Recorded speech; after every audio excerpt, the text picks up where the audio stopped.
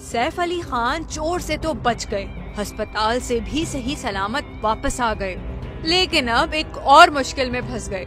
घर वालों को तो नुकसान से बचा लिया, लेकिन अब अपनी खानदानी जायदाद कैसे बचाएंगे? सैफ अली खान की 15,000 करोड़ की प्रॉपर्टी को खतरा।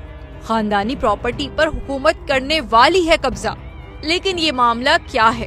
दरअसल पटौदी रियासत नवाब खानदान की मिल्कियत थी। भोपाल रियासत के आखिरी नवाब हमीदुल्लाह खान का इंतकाल 1960 में हुआ। जायदाद इनकी बेटी आबदा की हो गई थी, जो 10 साल पहले पाकिस्तान आ गई थी।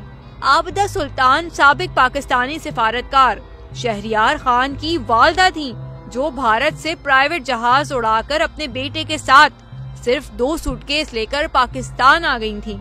आबदा ने खुद को मिलने वाली जायदाद अपनी बहन साजदा के नाम कर दी, जिनकी शादी रियासत पटौदी के नवाब इफ्तिखार अली खान से हुई थी।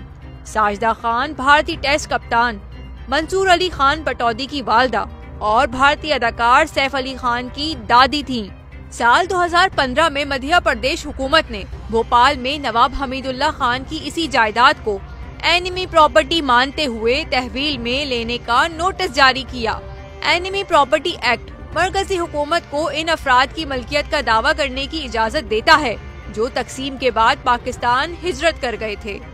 एनिमी प्रॉपर्टी में नूरुस्सबा पैलेस, दारुस्सलाम, हबीबी का बंगला, अहमदाबाद पैलेस और फ्लैग स्टाफ हाउस भी शामिल है, जहां सैफ अली खान ने अपना बचपन गुजारा। सैफ अली खान ने हुकूमत की इस नोटिस को हाई कोर्ट में चैलेंज किया।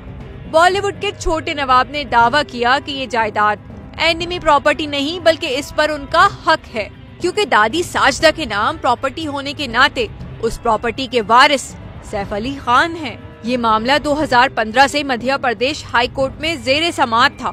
13 दिसंबर 2024 को इस मामले पर फैसला सुनाते हुए मध्य प्रदेश हाई कोर्ट ने सैफ अली खान के दावे को मुस्तरद कर दिया था।